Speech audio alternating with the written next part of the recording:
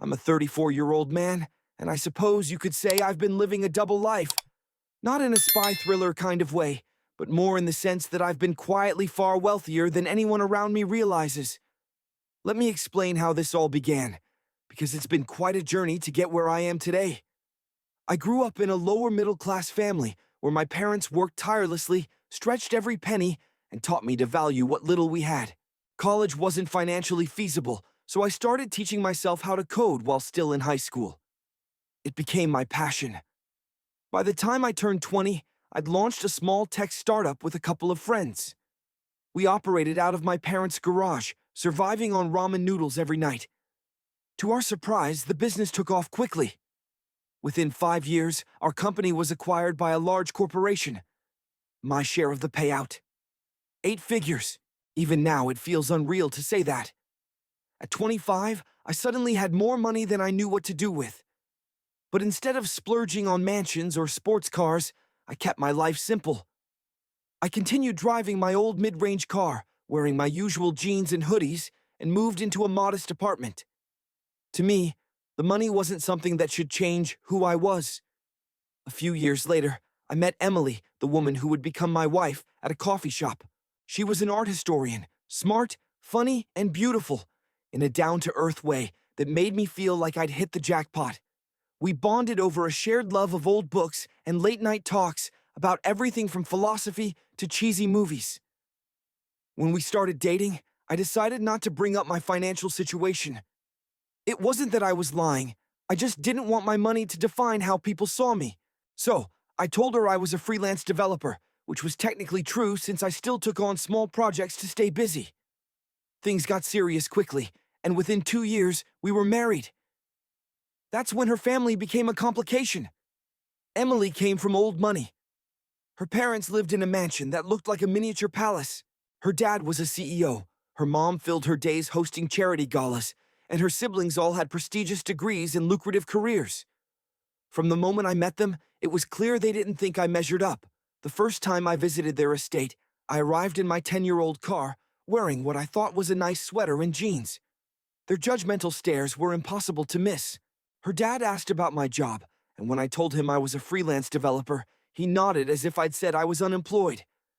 Her mom smiled politely but kept steering the conversation toward Emily's potential and how she deserved someone who could match her.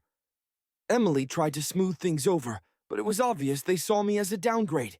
At first, their remarks were subtle, comments about how our simple wedding was charming, but not what they were used to, or how I must be great at budgeting since I didn't splurge on gifts during family events. I brushed it off to avoid causing drama, and Emily didn't seem eager to confront them either. Things finally came to a head last Christmas. Emily and I had agreed to exchange modest gifts since, as far as her family knew, we were saving for a house. But their annual gift exchange turned into an extravagant display. When it was my turn, I handed out thoughtful but not flashy presents. A leather-bound journal for her mom, a classic board game for her dad, and handmade candles for her siblings. I thought they were meaningful, but the room fell silent. Later, one of her cousins posted a meme on Instagram about men who can't provide for their families, tagging me. It wasn't subtle. The tipping point came at a dinner a few months later. Her dad took us to a fancy restaurant, and midway through the meal, loudly offered to cover my meal since money might be tight. The table chuckled awkwardly while I sat there boiling with anger. Emily looked embarrassed, but said little, which hurt even more. That was the moment I decided I'd had enough. I'd kept my wealth under wraps because I wanted people to value me for who I was, not the size of my bank account. But her family had spent years judging me, assuming I was some broke-nobody lucky enough to marry their daughter. If they wanted a show, I was ready to give them one. The following week, I started making plans to set the record straight. Not to flaunt my wealth, but to end their passive-aggressive behavior once and for all. This wasn't just about me anymore. It was about defending the life Emily and I had built together. What happened next changed everything. The week after that awful dinner with Emily's father, I decided it was time for a change. One evening, Emily and I sat down at home, and I laid everything out. The snide comments, the Instagram meme, and how her dad's stunt at the restaurant was the last straw. Emily didn't argue. She admitted her family could be overbearing and rude, but asked if I really needed to go to such extremes. I explained that this wasn't about getting back at them. It was about demanding respect. A plan began to form. If her family was so obsessed with appearances, maybe it was time to give them something they couldn't ignore. I booked a private room at a luxurious restaurant downtown, the kind of place that would make her parents feel like royalty, and invited the entire family under the guise of wanting to strengthen our relationship. They loved the idea, thinking I was finally trying to win their approval. What they didn't realize was that this dinner wasn't going to play out the way they expected. On the night of the event, I decided to go all out. I rented a luxury car, something sleek and absurdly expensive, and picked Emily up in it. She rolled her eyes when she saw it and said it was unnecessary, but I told her it was part of the plan. When we arrived at the restaurant, her family was already waiting outside. The moment they saw the car, they froze. Her dad raised an eyebrow but didn't comment, while her mom looked as though she was trying to make sense of what she was seeing. Inside the private room, everything was set up to impress: candlelit tables, custom menus, and an open bar. Her family seemed both impressed and puzzled. Her dad made a remark about how this seemed ambitious for someone on a freelance budget. I smiled and let it pass, knowing what was coming. The first half of the dinner unfolded as I had anticipated. Her dad dominated the conversation, boasting about his business achievements and his recent yacht upgrade. Her mom occasionally chimed in, steering the discussion toward how Emily could have chosen someone more secure. Meanwhile, the cousins whispered among themselves, occasionally glancing at me like I didn't belong. As the food arrived, the subtle jabs continued. Her dad joked that I must have saved for months to afford the meal, while her mom laughed, saying it was nice to see me making an effort for once. What they didn't know was that I had already paid for the entire dinner in advance. I had made arrangements with the staff to keep it discreet until the end of the night. I stayed calm, letting their comments roll off me, waiting for the perfect moment. When dessert was served, I decided it was time. Leaning back in my chair, I casually mentioned that I had a story to share.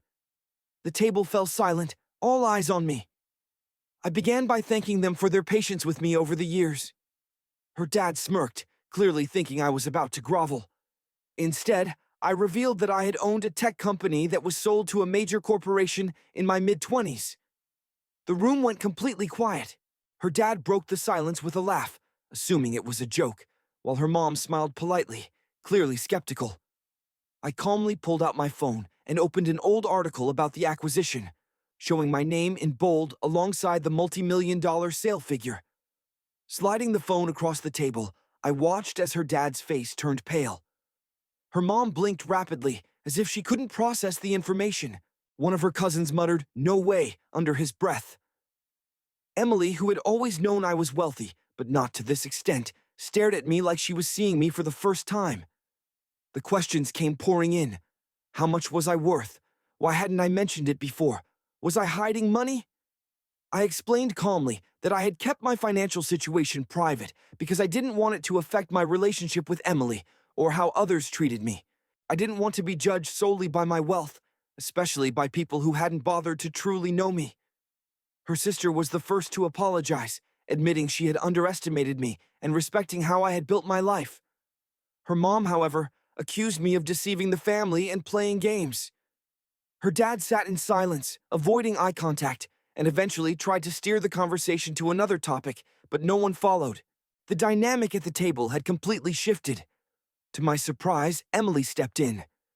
She told her family she was proud of me for standing up for myself and said she was tired of them treating me as though I wasn't good enough. Her dad looked ready to argue, but her mom gripped his arm, likely realizing they were out of their depth. By the end of the evening, the atmosphere was tense.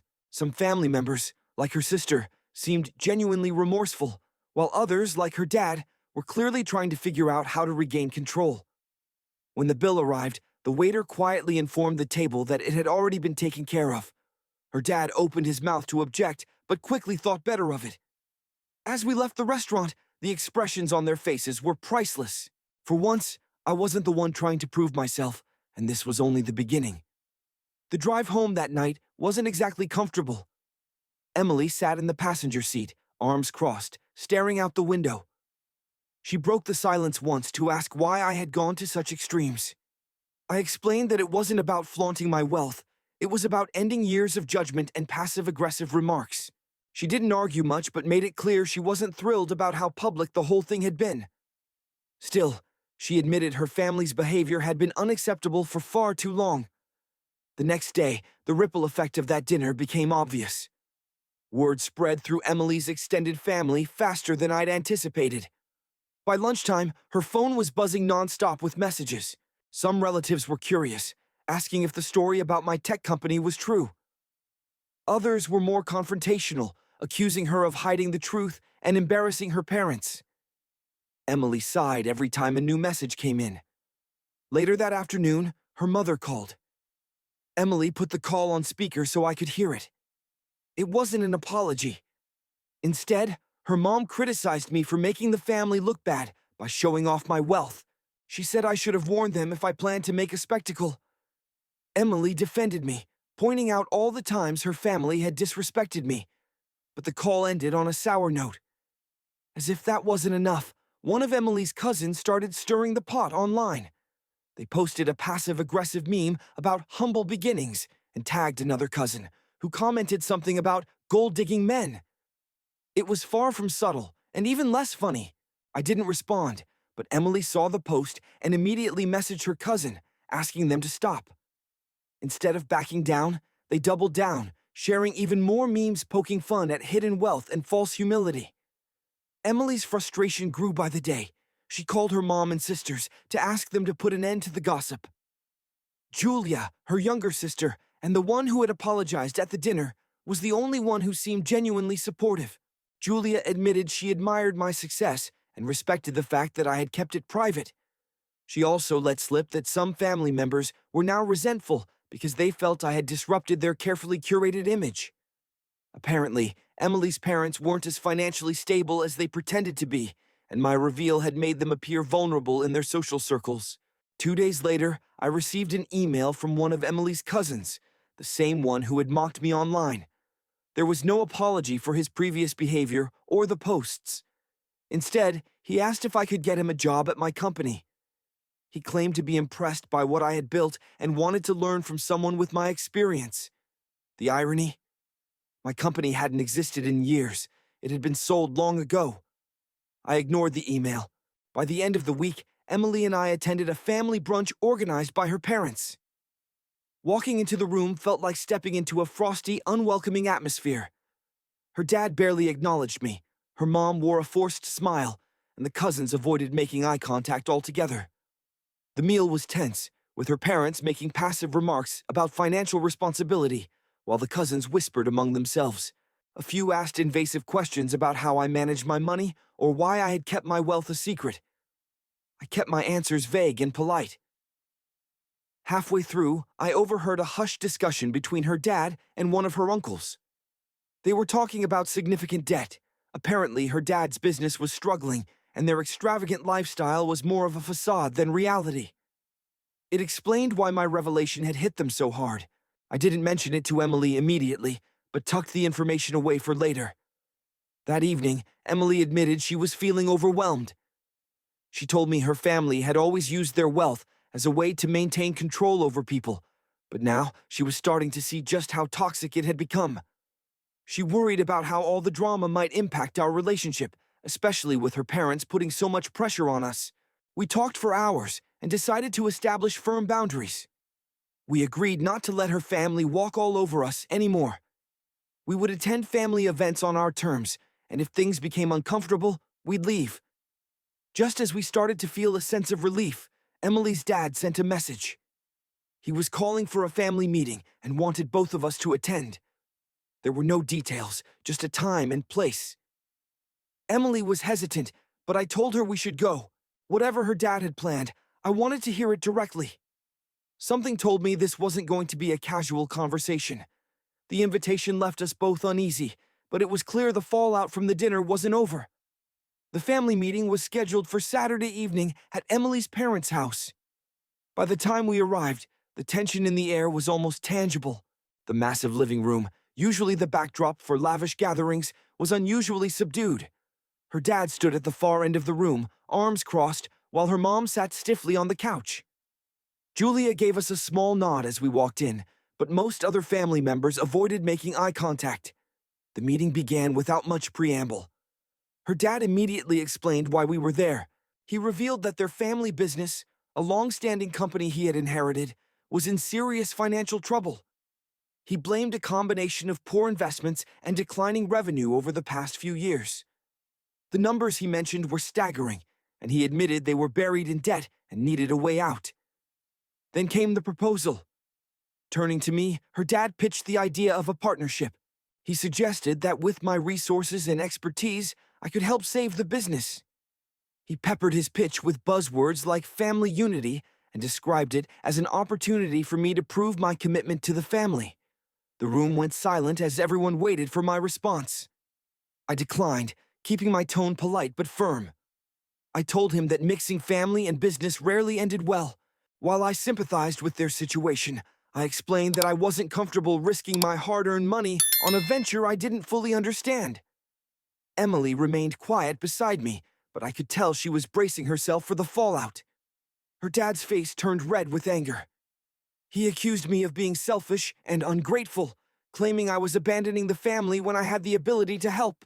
He went on to say, I couldn't possibly understand what it meant to support a family because I didn't come from one like theirs. I stayed calm and repeated that my decision wasn't personal. It was about being cautious.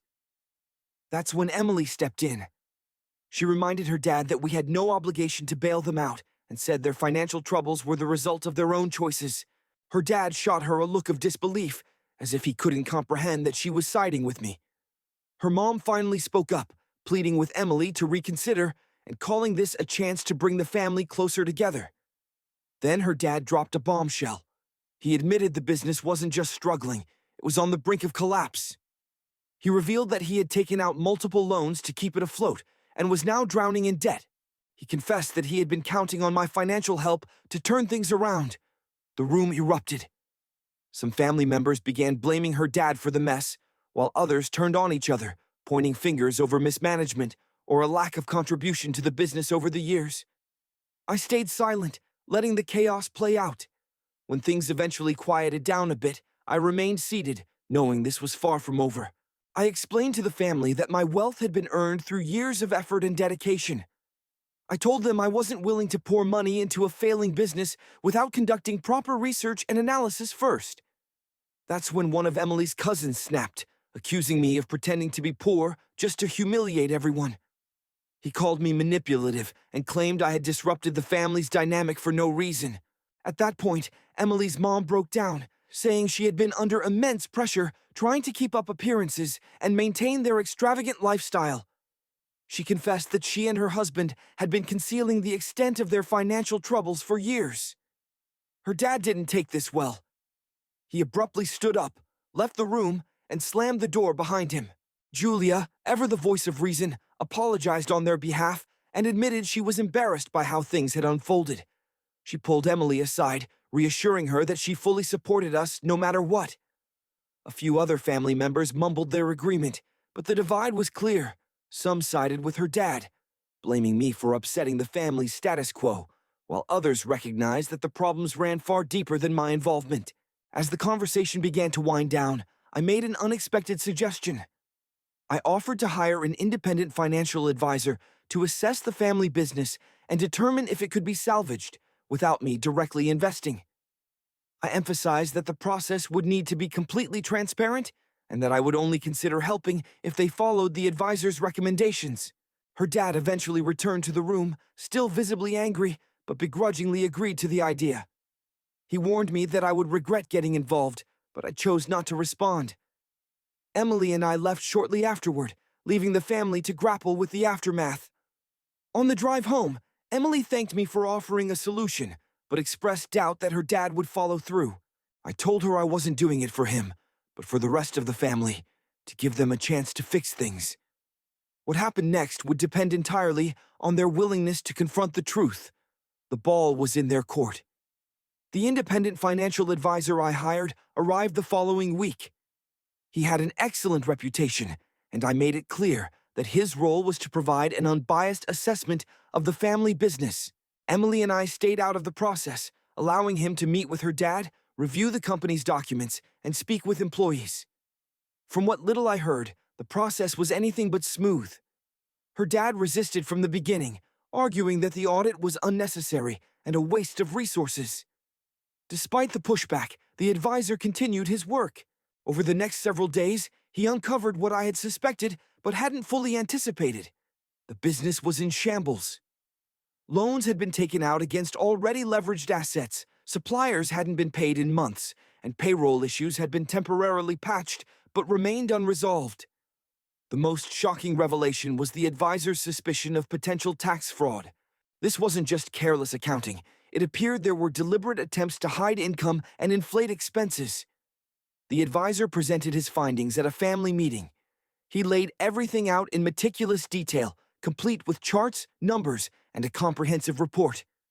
It was a harsh reality check. Her dad sat stone-faced while her mom kept glancing nervously around the room. The accusation started almost immediately.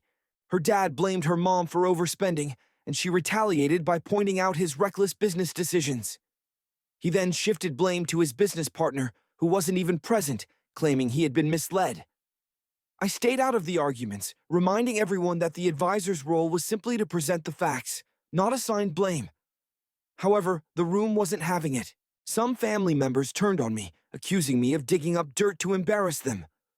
One cousin, who had been critical of me since the dinner reveal, claimed this was part of a power play to humiliate the family. Emily tried her best to mediate, but her efforts were in vain. Her dad's frustration boiled over at a family gathering a few days later. He loudly accused me of ruining his reputation, claiming that the business would have recovered on its own if I hadn't interfered. The room fell silent as he ranted about how I had no right to judge a legacy I wasn't part of. Julia, as always, stepped in to defend us. She called out her dad for deflecting blame and reminded him that these problems had been brewing long before I entered the picture. Her support meant a great deal, especially since most of the family either avoided the conflict or sided with her dad. The tension peaked during another family meeting where her dad insisted on discussing the next steps for the business. The advisor was invited back to present a restructuring plan. It was a well-thought-out strategy that offered the company a chance to recover, but it came with a critical condition. Her dad would need to step down as CEO. The advisor argued that his leadership had contributed to the problems and that a new perspective was essential to regain investor and employee trust. I reiterated my willingness to help finance the restructuring, but only if her dad agreed to step aside.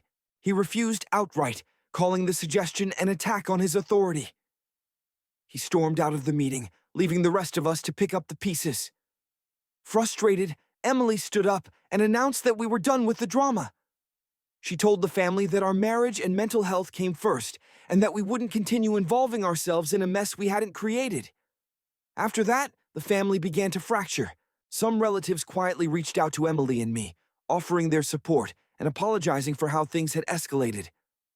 Others, like the vocal cousin, doubled down on their hostility. Her dad remained obstinate, refusing to acknowledge the advisor's recommendations or take responsibility. Meanwhile, the business continued to deteriorate, with rumors circulating that creditors were preparing to take legal action. Through it all, Julia remained our steadfast ally. She helped Emily navigate the widening rift in the family and even started discussing her own plans to pursue ventures independent of the family's influence. Emily's mom stopped attending family gatherings altogether, clearly overwhelmed by the fallout. Just when it seemed like the chaos couldn't escalate further, her dad dropped a bombshell. He announced that he had made a final decision regarding the business and planned to share it at a family gathering the following weekend. The cryptic nature of his statement left everyone anxious. Was he planning to sell the company, declare bankruptcy, or refuse to step down and let it fail? Emily and I debated whether we should even attend. Neither of us wanted to get pulled into another dramatic spectacle, but part of me felt I needed to see it through to the end. After all that had transpired, I wanted to know how this chapter would conclude. Whatever her father decided, it was clear the family dynamic would never be the same. The family assembled for what was described as the final decision meeting at her parents' house. The tension in the air was palpable as everyone found their seats in the opulent living room. Emily and I stayed toward the back, quietly observing as her father stood in the center, holding a folder that appeared to contain financial records related to the business. The room was packed with relatives, cousins, uncles, and aunts, whispering among themselves, speculating about what was about to unfold. When her father finally began speaking, his tone was steady but cold. He announced that the family business would be liquidated. The debts, he explained, had grown unmanageable, and there was no feasible way to save the company without making sacrifices he wasn't willing to make. He declared that his decision was final. Gasps and murmurs erupted around the room. Some relatives immediately jumped up, pleading with him to reconsider, and throwing out ideas that sounded more desperate than practical. Others, however, turned their attention to me, hurling accusations. The blame came swiftly. Several family members claimed I had forced his hand by exposing their finances and refusing to provide financial help. One uncle even stood up, pointing a finger at me, and declared that if I had invested even a small portion of my wealth, none of this would have happened. Emily quickly intervened, calmly reminding everyone that the company's issues predated my involvement and that her father had made his own decisions. Her steady but firm response managed to quiet the room, at least temporarily. Her father, however, showed little interest in defending himself. He simply stood there, letting the chaos unfold, occasionally casting a resentful glance in my direction. Emily and I remained silent, allowing the family to vent their frustrations. When the financial advisor suggested a restructuring plan to salvage some of the company's assets, her father shut it down without hesitation. He insisted the family had already sacrificed enough and refused to let outsiders interfere with what remained. Despite the advisor's efforts to explain how the plan could minimize losses and potentially pave the way for a future recovery, her father dismissed the idea outright, stating that liquidation was the only viable option. As the meeting concluded, the reality of the situation began to sink in. Some family members stormed out, visibly angry about how things had unfolded, while others stayed behind, gathering in small groups to quietly discuss their next steps. The once cohesive family unit had completely fractured. Those who had previously supported her father now questioned his leadership, while others sought to distance themselves from the turmoil entirely. The fallout extended beyond the family. Word of the business's closure spread rapidly through their social circles, accompanied by rumors of mismanagement, mounting debts, and the involvement of a financial advisor. Her parents' carefully maintained reputation took a significant hit. Emily's mom stopped attending social events altogether, seemingly unable to face the scrutiny. Emily reached her breaking point soon after. She told me she was done with the endless drama and manipulation. For years, she had tried to balance her loyalty to her family with the realities of their behavior, but this situation was the final straw. We agreed to establish firm boundaries moving forward. We would only attend family gatherings on our terms, and any discussions about money or the business would be strictly off limits. As always, Julia was the one family member who truly supported us. She decided to step away from the chaos as well, saying she was tired of being dragged into conflicts she had no part in creating. Over the next several weeks, she spent more time with us, strengthening her bond with Emily. Inspired by the independence I had shown in my career, Julia even started exploring the idea of launching her own business. Ever the optimist, Emily suggested family therapy for her parents, hoping it might help them address their issues. Predictably, her father dismissed the idea, calling it unnecessary. Her mother seemed more open to the suggestion, but ultimately deferred to her husband's judgment, as she always did. Before we fully stepped away, I had one final conversation with her father. It was brief and to the point. I told him that my intention had never been to humiliate or undermine him, but to protect the life Emily and I were building together. I expressed respect for the legacy he had created, but reminded him that the choices leading to this point were his own, and that he needed to take responsibility for them. He didn't argue. Instead, he gave a stiff nod and begrudgingly admitted that he had underestimated me. It wasn't exactly an apology, but it was the closest thing to acknowledgement I was going to get. Life after the fallout felt noticeably lighter. Without the constant pressure of her family's expectations, Emily and I could finally focus on our own goals. We traveled more, spent weekends rediscovering hobbies we had neglected, and even began discussing long-term plans, like starting a family. Julia became a frequent visitor, her optimism and ambition a refreshing contrast to the drama we had left behind. The family hasn't completely recovered. Some members have severed ties altogether, while others maintain distant, strained relationships. But for the first time, Emily and I feel free. Free to live life on our terms without judgment or interference. It's not the resolution I initially envisioned, but it's one I can accept. In the end, that's what matters most.